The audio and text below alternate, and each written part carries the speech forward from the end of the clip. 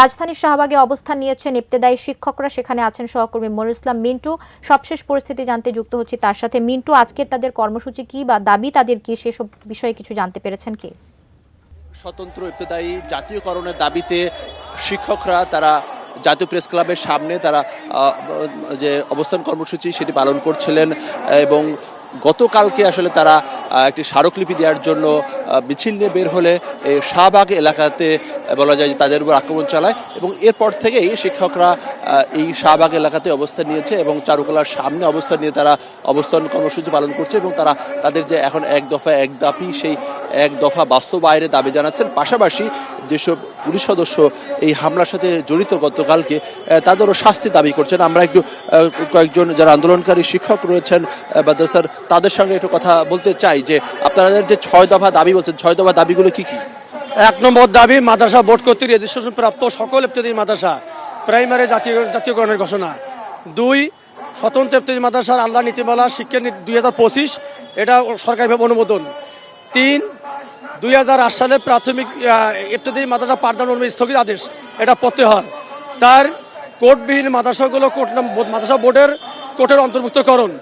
5, সরকারি প্রাইমারি ন্যায় সকল ইবতেদায়ী মাদ্রাসা অফিস সহায়ক নিয়োগ।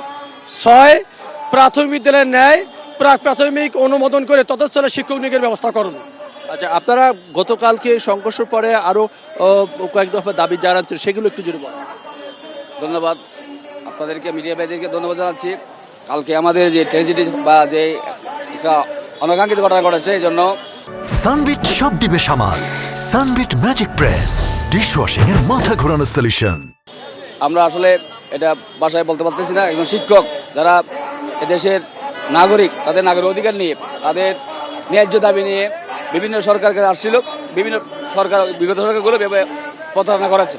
তা আমরা মনে করেছিলাম 24-এর বৈষম্য বিপ্লবের মাধ্যমে গঠিত সরকার, অন্তর সরকার এদের ন্যায্য দাবি মেনে নেবে। আমাদের পূর্ব ঘোষিত, অথচ সংবাদ সম্মেলন করে আমরা পূর্ব ঘোষণা করে আমাদের যে মাননীয় প্রধান উপদেষ্টা বরাবর স্মারকলিপি পদযাত্রা সহ এটা প্রোগ্রাম ছিল। সরকারও জানে, সবাই জানেন। মিছিল নিয়ে, শান্তিপূর্ণ মিছিল নিয়ে যাচ্ছে এই শাহবাগের মোড়ে, আসার সাথে পুলিশে বাধা দেয়।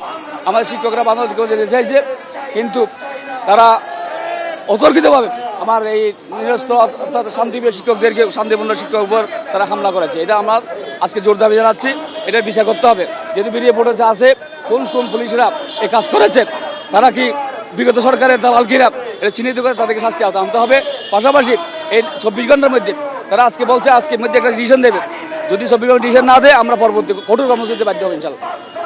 ধন্যবাদ। শিক্ষকরা এখানে শাহবাগের চারুকলার সামনে একটি সড়কের একটি এক পাশ বন্ধ রয়েছে এবং অন্য পাশ দিয়ে যানবাহন চলাচল করছে এবং তারা বলছেন যে 24 ঘন্টার মধ্যে তাদের যে দাবি, সেই দাবিগুলো মেনে নিতে হবে, না হলে হয়তো তারা আরও বৃহত্তর কর্মসূচি অথবা এই যে কর্মসূচি তাদের চলছে গত 19 থেকে, সেই কর্মসূচি তারা আরও চলমান রাখবেন।